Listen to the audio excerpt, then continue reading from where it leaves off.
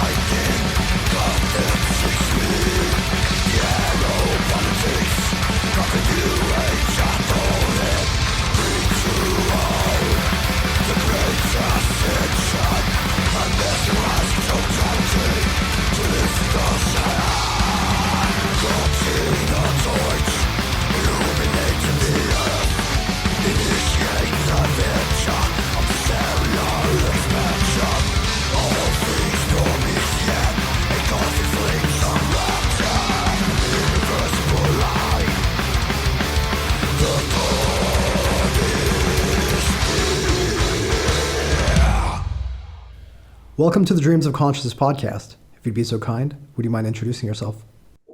Well, my name is Emil, and I am the frontman, singer, if you will, vocalist, guitarist, and primary songwriter in the hyper-fresh metal band Terminalist. Now, Emil, explain hyperthrash to me. What is hyperthrash? Hyperthrash is our way of saying that the music we play is rooted in thrash metal, but contains other, what can you say, more hyper elements. We have some elements of black metal and death metal. We have some blast beat sections once in a while. And then we have a lyrical universe that's on the first album we made. It was centered around some science fiction themes, but while on the second one, which we are just about to release, is more about societal crisis of different kinds. But the overall concept that is consistent throughout these records is one of speed and acceleration in particular. So that also plays a part in why we have a hyper element to our thrash sound. So the hyper element refers to the concept, the lyrical concept, and the themes that you explore. But would you say that you are faster than the usual thrash metal, or at least the old school style of thrash metal? Not necessarily. Not necessarily. I think that we are not. I mean, if you measure by BPMs, we are not faster than a lot of bands, and also a lot of thrash metal bands out there, even if they're newer or if they're older and more old school. I mean, some of the old Creator, for example, is way faster than what we're able to play. To me, it's more a way of communicating that the way we play or try to play thrash is also by adding some extreme metal elements, like for example the blast beats that people would probably think are more of a black metal or more of a death metal element. And of course, they're not totally foreign to thrash metal at all, but they're very much an integral part of our sound, which makes some songs or some sections may seem them to be faster or something different from what you would hear from a more, if you will, formulaic thrash metal band. I mean, fair enough. I agree with you. A lot of those old thrash bands were extremely fast, but I think you're being a little bit modest. That, listening to your most recent album, I think you guys are up there with some of the fastest guitar playing that I've heard.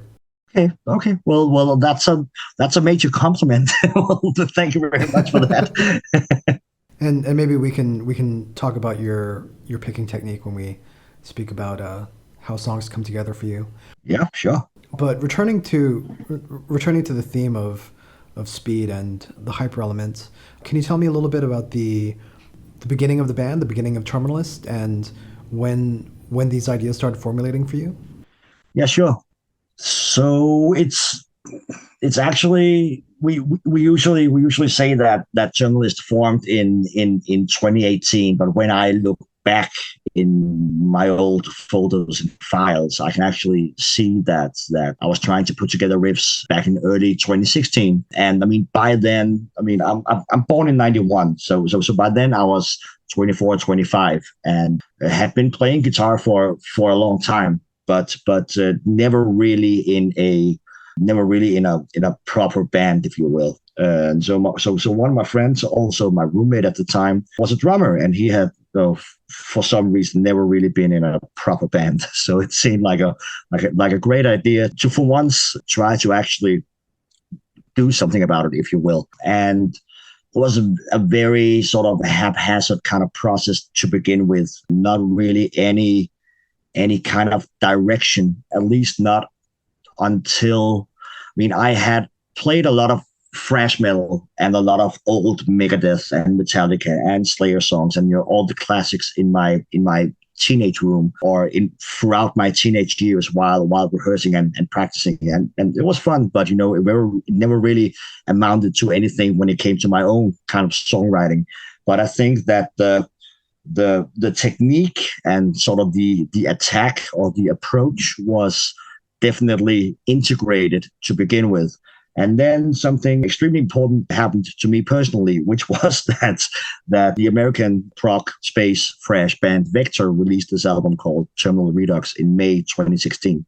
And when I listened to that one, and it dawned upon me how much of a masterpiece I thought that album was and still is, I found out that if there was any kind of music that I wanted to play, it should probably sound like that, because it very much fused the whole thrash style that I had been playing myself for a long time, but also a lot of the proggy concepts and sort of the prog rock grandiosity that I also really loved. And a lot of those old prog rock bands are some that I still regularly listen to, and it just made sense. but it took some time before the band eventually really, before we were a full sort of, a full four-piece. And the concept took even longer because it was actually not until I had finished my, it's no secret that I am an academic, and I have been studying for 5 years at the University of Copenhagen, and I finished my master's in 2018. And while I was there, at least in the final years, I stumbled upon some of these very modern, postmodern, if you will, post-structural philosophical thinkers. And one of these that I sort of got I had an idea of what it was about, but it was actually not until I had finished my studies that I actually started reading up on it, or up on him. One of these guys was a French thinker named Paul Virilio, who coined his own sort of speed philosophy called dromology.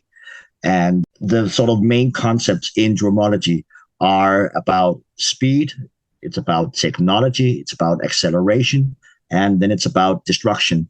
And it's a very pessimist kind of philosophy where he's always thinking in terms of progress, in the sense of how much can progress eventually destroy, or how much destruction can be brought forth from the next coming inventions, or the next technological advancements, or the next sort of step in the evolution of speed that we have been sort of living through, or that we have sort of seen accelerate throughout these last couple of centuries. And that just really appealed to me. So eventually the whole vector, rock, thrash kind of style fused with this French pessimist, techno-pessimist philosophy of speed and acceleration, and hence Terminalist was born, if you will.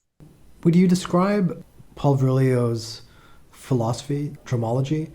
Would you say it's necessarily pessimistic? Like, does he have a bleak outlook on our future, or did he? I should say he passed away, right? He passed away a couple of years ago. Yeah, in 20. Actually, was it in 2019? I'm actually not too sure. Maybe it actually was 2018. Right the time when I finished my education. I think that it's very hard to read something from him and not find a strain of pessimism. But there also is a strain of what you can probably call some sort of profound Christianity as well. But it's usually when you read an introduction to his work, it's always stressed how he was born, or he was brought up during the Second World War. And when he was a kid, he would, time and time again, have to run out into the fields and lay down with his fellow classmates, and, just hope that they wouldn't get hit by the bombs that were being thrown off from the planes, German planes coming in over the city.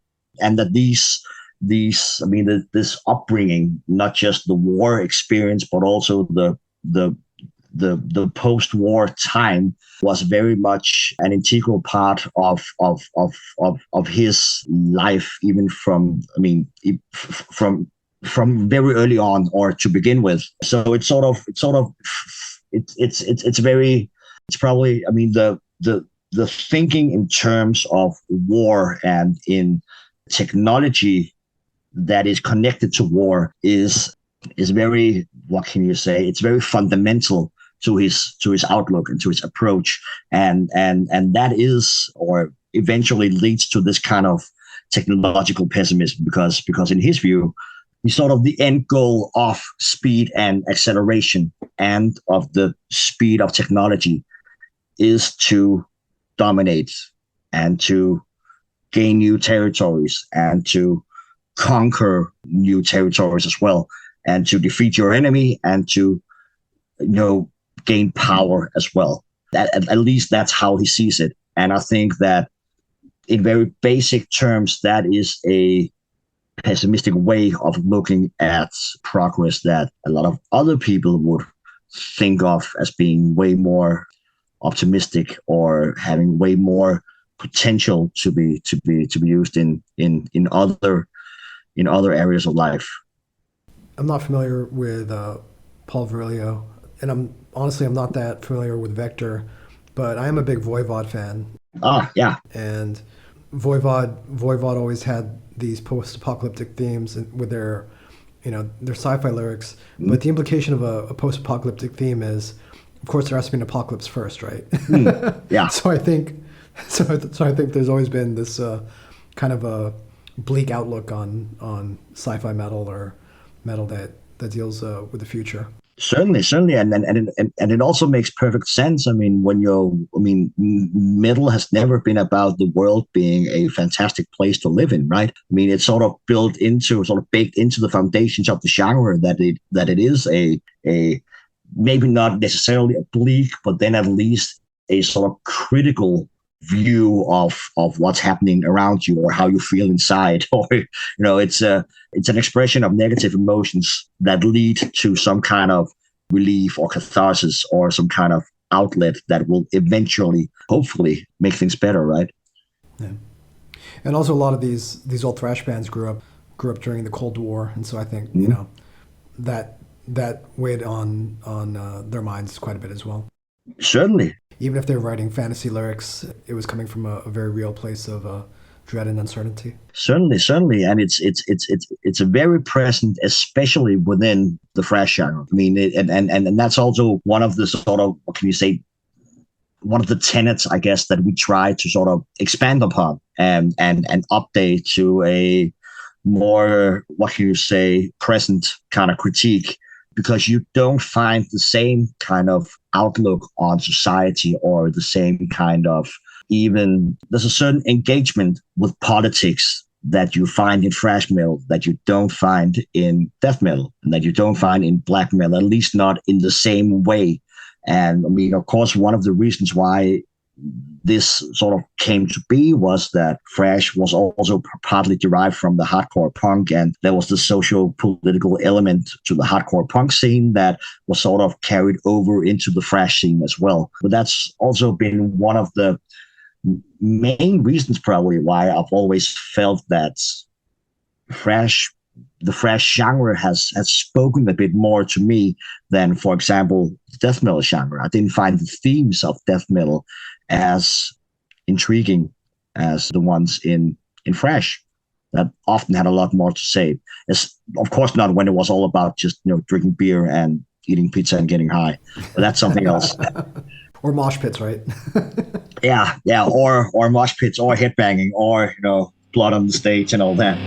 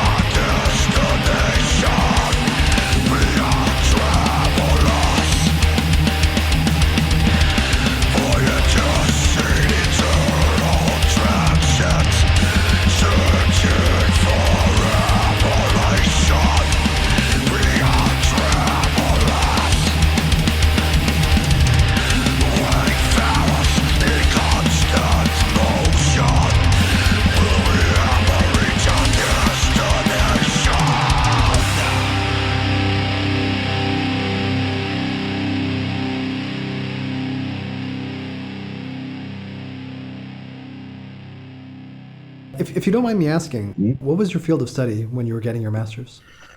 Well, it was actually musicology. Oh, interesting. So my bachelor's was in musicology, and then my master's was in what you could call modern culture.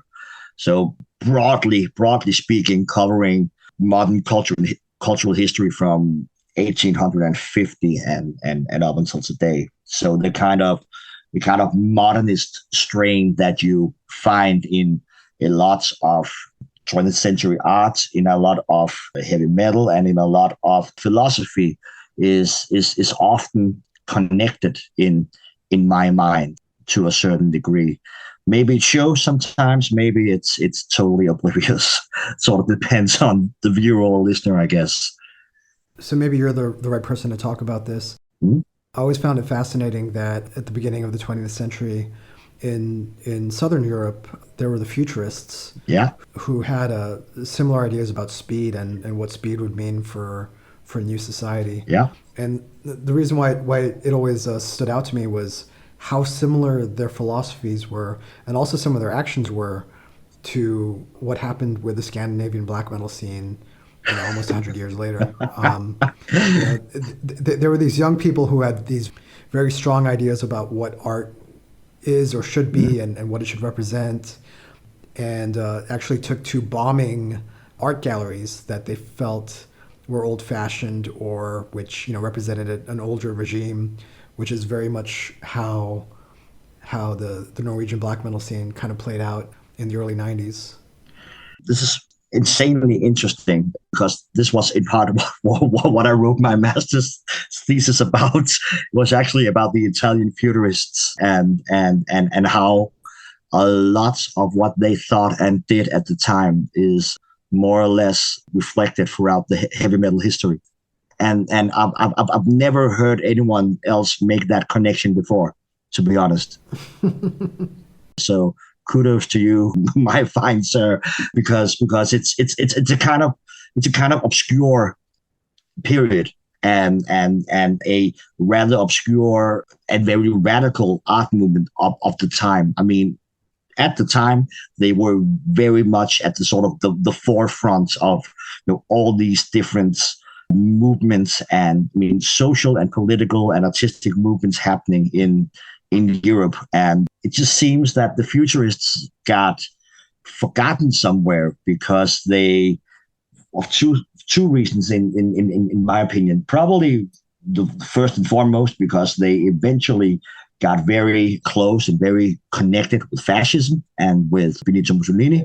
Right. I mean, Filippo Tomasi Marinetti was sort of the leading futurist, eventually became part of Mussolini's cabinet. And it was like it was more like at the time he was more like a puppeteer, or he was more like a what can you say, a clay figure who he didn't really have a proper function in Mussolini's cabinet, but he was sort of a spokesperson on some kind of cultural issues, but it was never really with the weight or with the influence that he had earlier when he was really fucking radical leading this small group of futurists. And then the second one, I believe, is that a lot of the art they made was very important for their time, but it never really translated as much into later decades as a lot of the other movements at the time did. I mean, you had the Impressionism in France, and you had the Dadaism, and you had Salvador Dali, and you had Marcel Duchamp, and you had a lot of historical pioneers and figures around at the time. But the futurists were sort of pushed back, it seems, not just by themselves and their connection to fascism, but also their probably also their peers that didn't think that they had produced anything of as lasting value as they had did themselves. At least that was sort of my impression. So it's incredibly interesting, and I'm actually not familiar with them bombing any institutions or museums, but Marinetti had some very strong ideas about how, for example, the museums should be flooded, or the paintings should be thrown in the water, because all the historical art just had to go.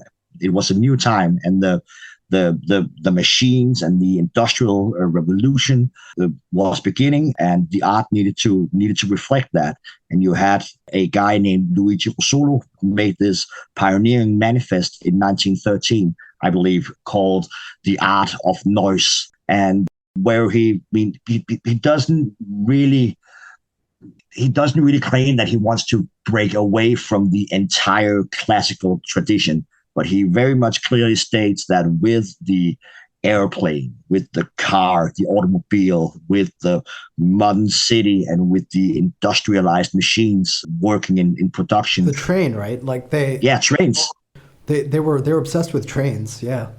They fucking love trains, and they love cars. And I mean, you even have some paintings of, just animals moving really fast. I mean, there's a lot of motion, a lot of movement in their images as well. But Luigi Russolo, he made his own sort of instruments that he called intono rumori, which were basically just kind of cylinders that were being put in motion. So they made these whirring sounds. And then he tried to make some sort of symphonies, called The Awakening of a City. Then he just had different kinds of whirring sounds at different pitches, sort of being put together, and it sounded pretty fucking awful. And there was an uproar when they tried to perform it in public, where there were fights between the futurists and the people from the classical orchestras in Milan, and I mean, it just seemed like an early mosh pit, right? Yeah, I mean, two groups just going at it over some horrendous and noisy music that was unthinkable of at the time. So yeah, it's an incredibly interesting history, and also a very relevant aspect, I believe, to bring up when talking about Terminalist, because this is the first time I'm actually addressing this, because there is one song on the new record that we've made. So the fourth song on The Crisis as Condition. The fourth song is called Last Remains, and is, basically a very apocalyptic scenario. There's a lot of fire, there's a lot of incineration in the lyrics. But there also is a verse line where I sort of spelled out that eruption of war, the world's hygiene. And that was because Filippo Tomasi Marinetti, the leading futurist, he thought that war was the future, and it was the hygiene of the world, he stated at the time. If you needed something done, you would have to go to war to get it. And I mean, eventually some of them did, and some of them also died. So there you go. Tell me a little bit about your songwriting process. How do you usually start? Yeah, how do you usually start? I think that with me, there's always some kind of work. I mean, with me, there are usually two approaches, where you either have an idea to begin with, or you sort of know where you want to end up with something. You have a sort of vision of how the song or a theme will play out, or how the record should sound in one way or another.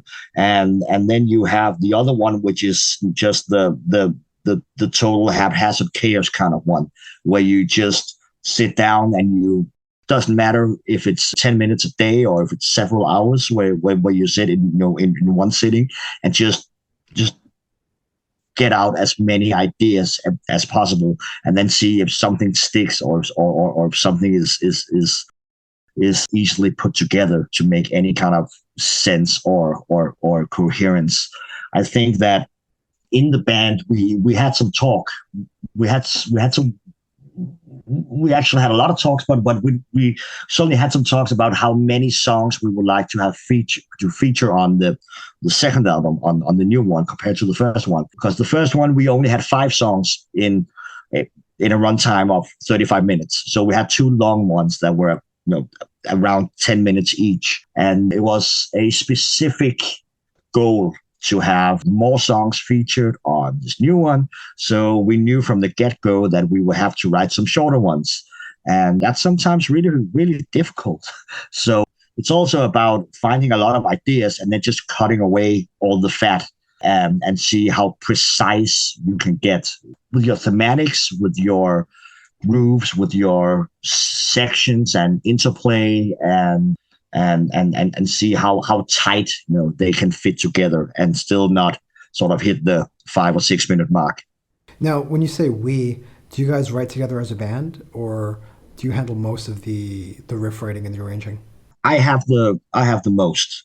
So we try to make it a more collective process, but eventually we found out that it didn't actually work all too well. And it turned out that when I was sitting with a lot of the material, when I was coming up with a lot of the material or a lot of the ideas myself, it actually just seemed easier to me to see how far I could get on my own before I took it out to present to the others in the band. So sometimes I just came up with some finished songs. I mean, the title track, for example, Crisis as Condition.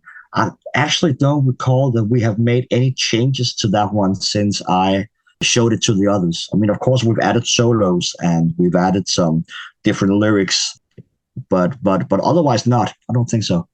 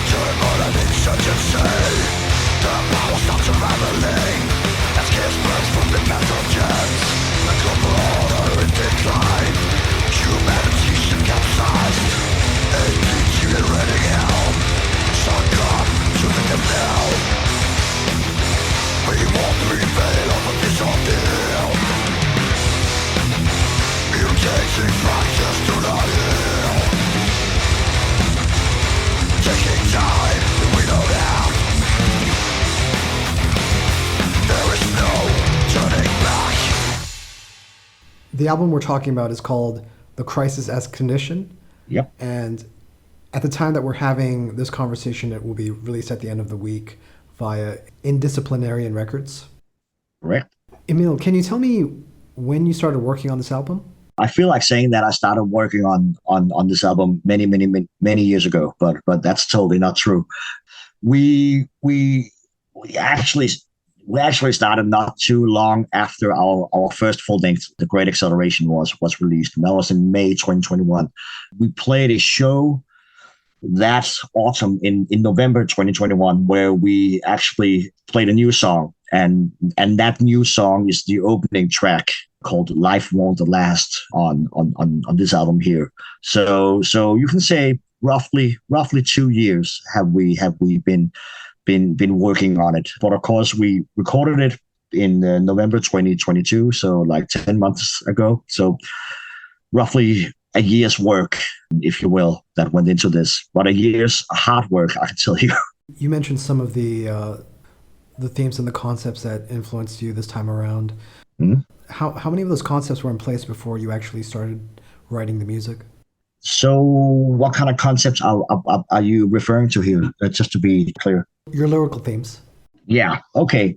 So we, of course, it's very important to stress that while these two albums that we have made now are connected, I also think that they are very different. The first one was very much a sort of sci-fi epic, if you will. And there are some similarities, but it was a story about venturing into space and eventually finding out that the themes or sort of the tools of war and destruction that made you go into space are still with you. While on the new one,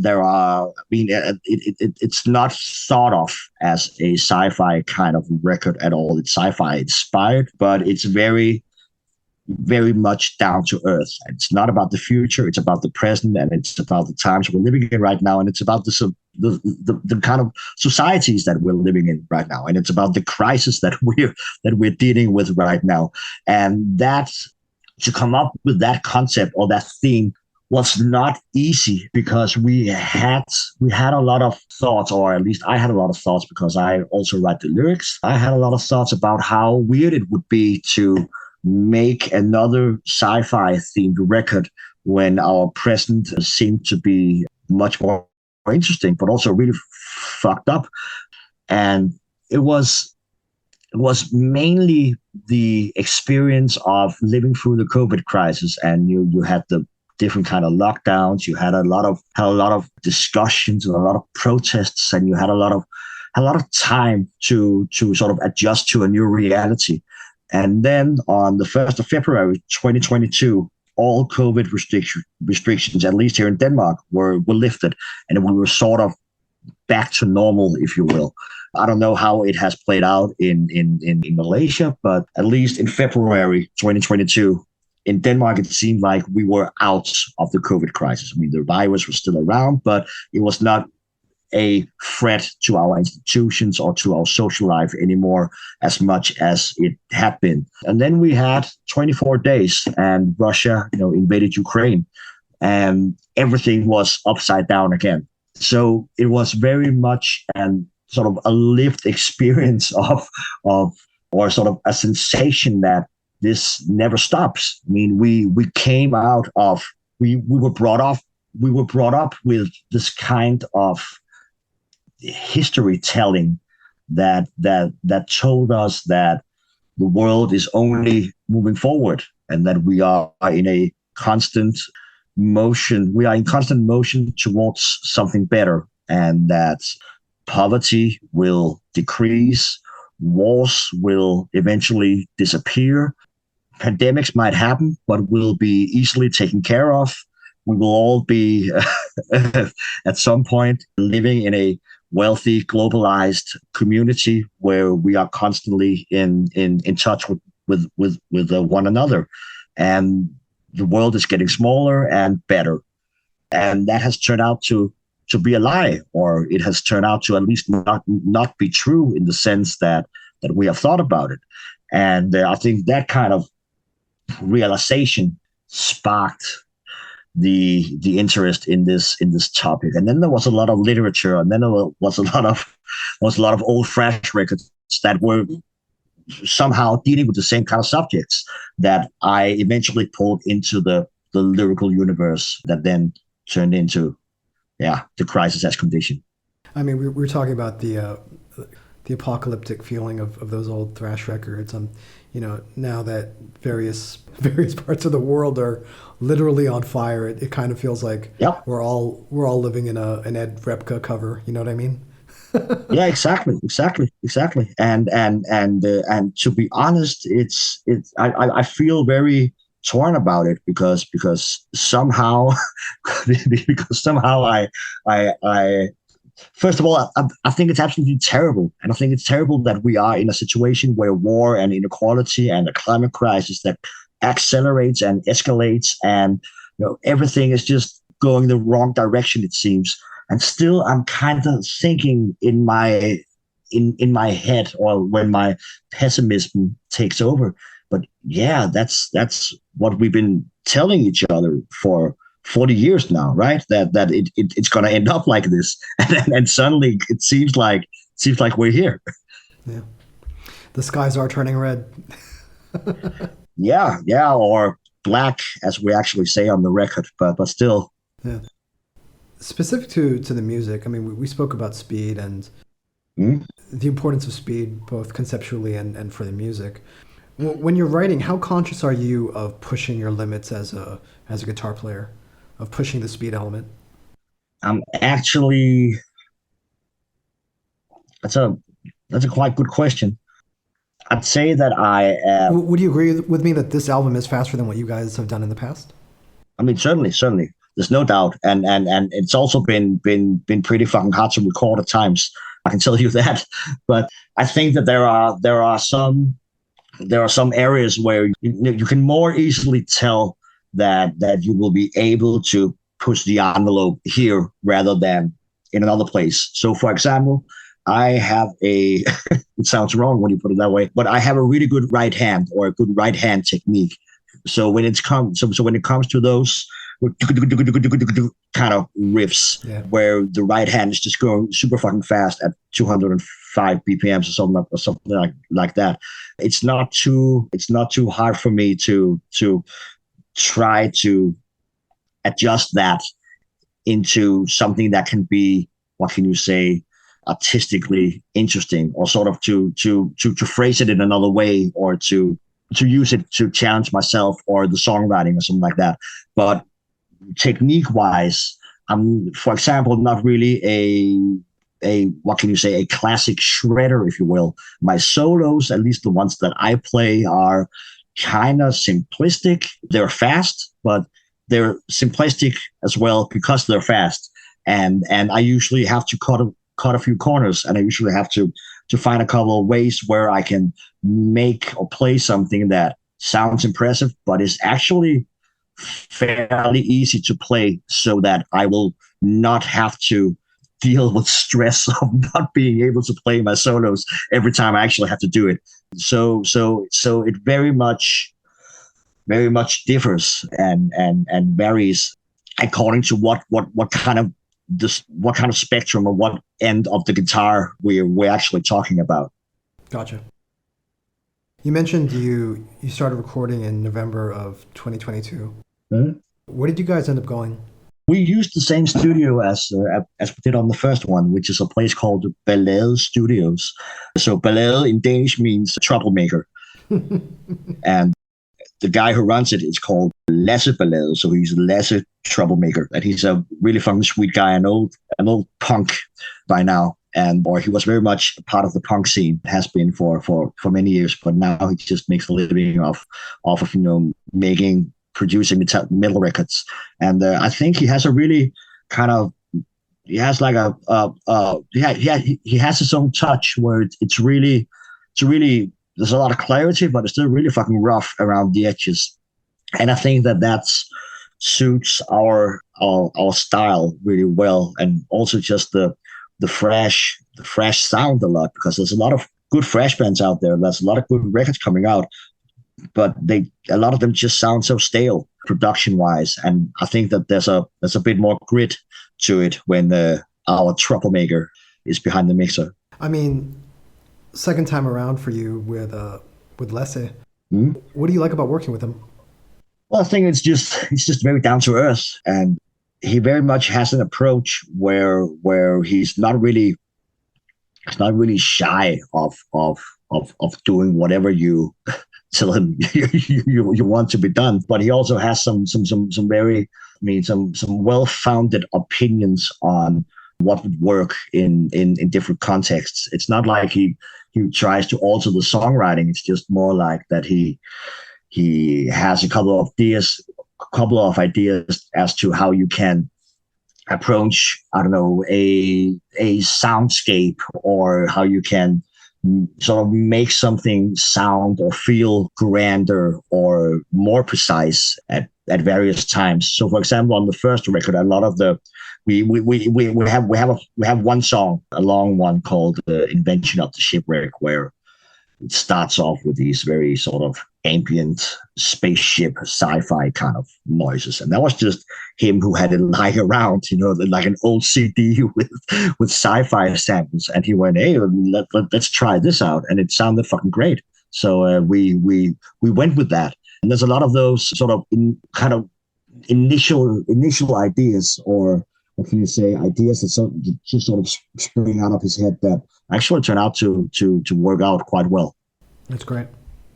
I mean, you spoke about the clarity. I think what I like about the production is you can really hear the speed picking, like, the palm muted speed parts. Like, I think something that was missing from a lot of those old thrash albums was, there's so much reverb on those albums that you couldn't actually tell that these guys were great musicians. Do you know what I mean? Are there any kind of specific albums that you're thinking of when you're saying that? I mean, old Creator, old Sodom. I mean, there was, the clarity really wasn't there. I think it was really with like Rick Rubin coming in on Rain and Blood that you really hear like how good these musicians really were. Makes sense. It's really, that's correct. It's really fucking drenched when you listen to Endless Pain or Pleasure to Kill even. Or even Seven Churches, it was like, and I get it, like to a certain extent, like, when you lose clarity, you create atmosphere, and maybe that's what those bands liked at the time. But I think as a fan, like, I really do like, it's vindicating to finally be able to say, these guys aren't just playing fast; they're also precise. You know what I mean? Yeah, of course. Like, there's a real skill to what they're doing. Yeah, but I also think that you can also just tell from a lot of those old records that people were just sort of just trying things out. I mean, and sometimes it sounded fucking horrendous. At other times, it turned out to be something great. But there really is heavy metal production, especially when it comes to the more extreme kind, was very much at an early phase around then, right? I have a hard time listening to early Bathory, for example. In the first Bathory record, that's just, I know it's a certified classic and everything, but every time I try to put it on or something else by him, I almost feel like saying, I just think to myself, God damn, it just sounds so bad. I mean, he should have hired a better producer than his own father, or whatever the story was.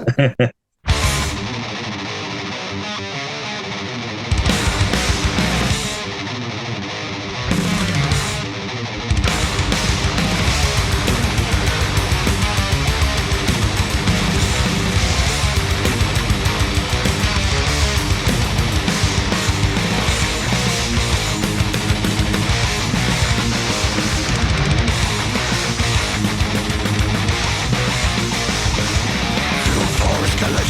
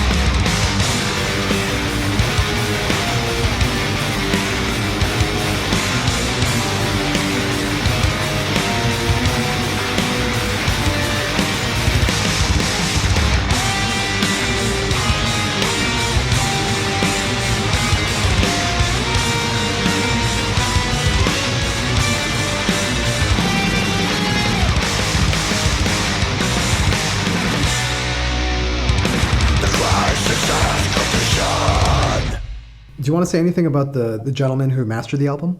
Vicentura. Do you know about him? Have you heard about him? I'm familiar with the name, and I think I may have seen him play once. Yeah. Okay.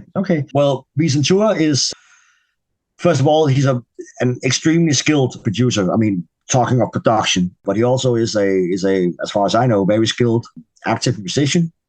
He was an integral part of a band called Dark Fortress, a German black metal band. I believe that they were all from Germany, and I believe that they are split up by now. I saw an announcement at least sometime last year, I believe, where they announced that they were going to split. But he's also the guitar player in Triptychon, the project from Tom Gabriel Fischer from Celtic Frost. So he's very much, what can you say? I mean, out there as well with some of the bigger names in some of the more legendary figures in the extreme metal scene. But the reason why we've actually chosen him, or the reason why we approached him to begin with, was actually that I was working as a, what can you say, volunteering as a metal journalist, if you will, and I reviewed record as well for a number of years. And often when I came across something that I just think that I thought sounded really extreme, but also really, really good, with a lot of clarity and a lot of punch, but also with a certain amount of grit and just a high level of professionalism, I just often recognized his name, and I thought, God damn, this guy really, really makes metal sound more metal than than a lot of other people out there. and the first time I had that experience was actually a very sort of overlooked American band called Polyptych. So it's like Polyptych,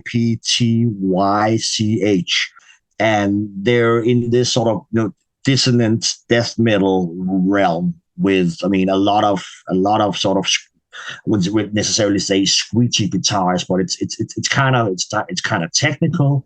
There's a lot of dissonances. There's a lot of sort of angular riffs and rhythms, and then once in a while they throw in these really dark synths that really sort of reflect the dystopian cityscape that you see on the album cover. And they released an album in 2016, I believe. I can't actually recall the name, but it just sounded so fucking good. And I thought, okay, he certainly knows what he's doing. And then a couple of years later, it was a Canadian black metal band. I don't know if you have heard about them, called Wormwitch. They've released a couple of records, way more black and roll-ish, but it also just sounded amazing. And that was also him.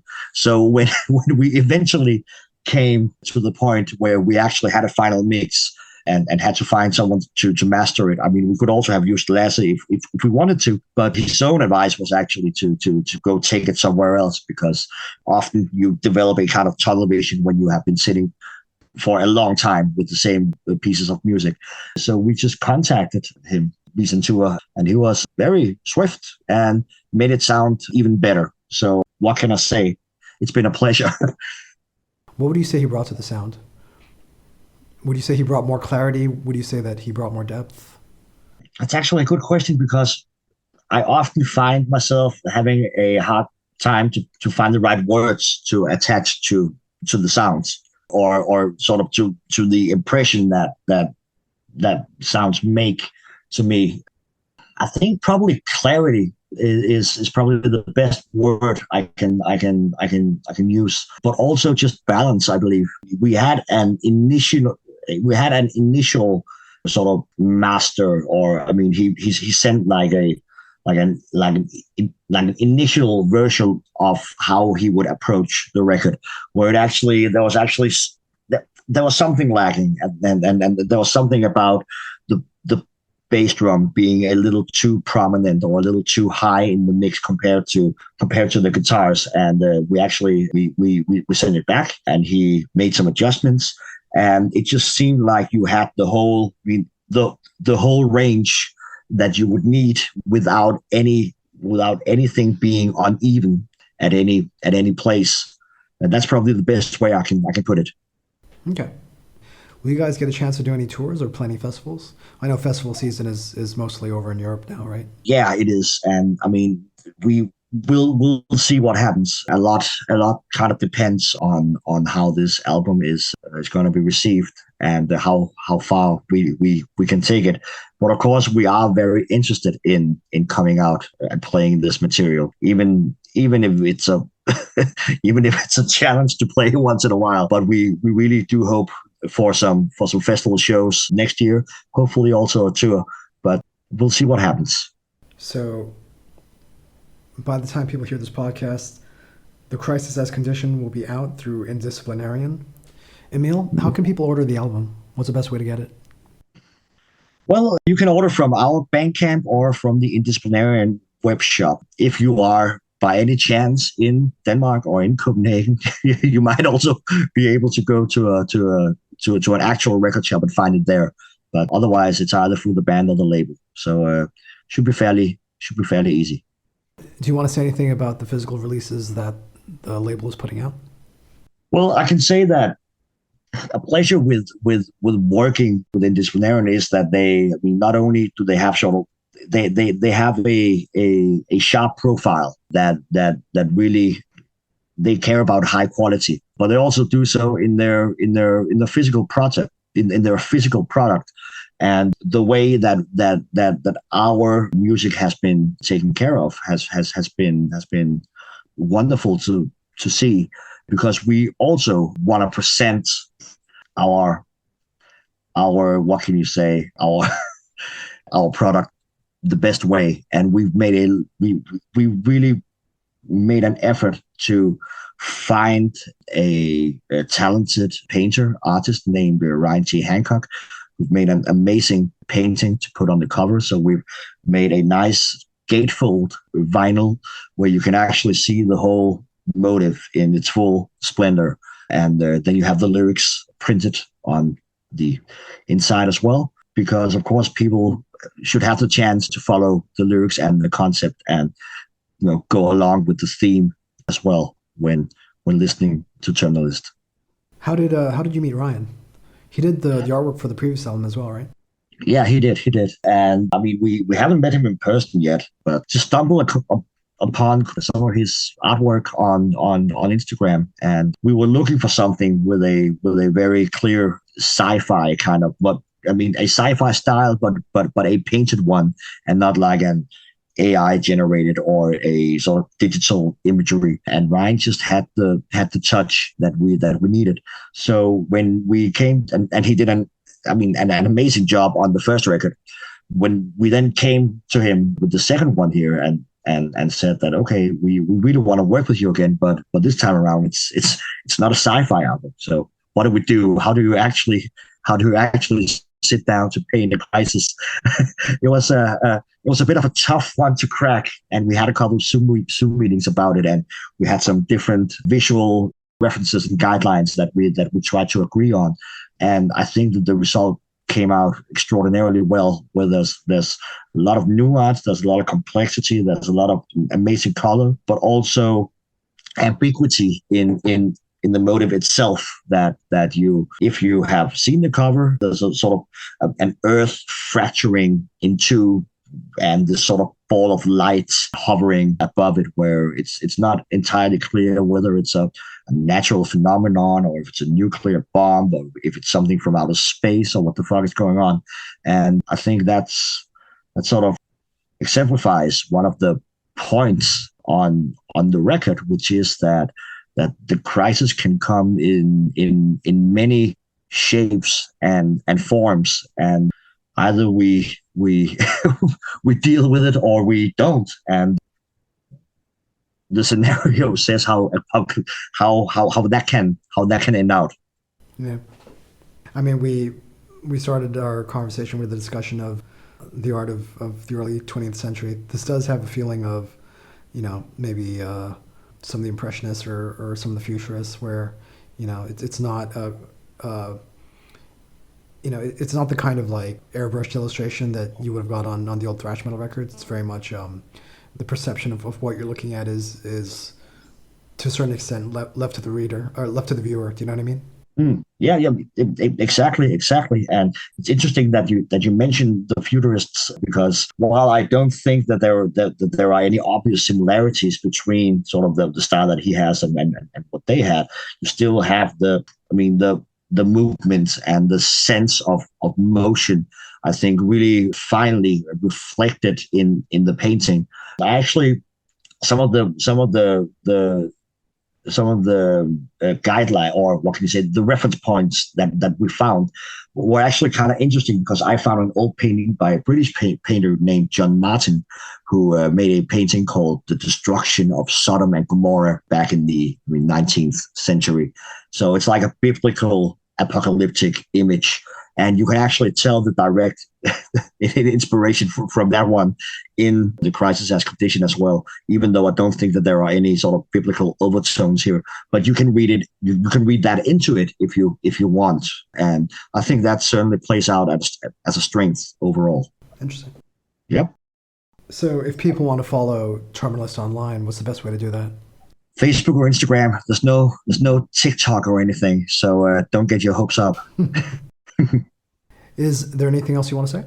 I think that if there is anything left to say, and there always is, of course, but I really hope that people want to check it out, and I hope that they enjoy the record, and I hope that they find that there is also something slightly more to dive into than just listening to the music. We've actually spent quite a long time to say something on this one as well. And while I don't think that we are explicitly politically in the sense that we are taking sides or endorsing any kind of political parties, I still think that this is a very political record, in the sense that it is very, very critical towards the times that we are living in, and it's very reflective of the pessimistic emotion that probably a lot of people are feeling or dealing with in these years.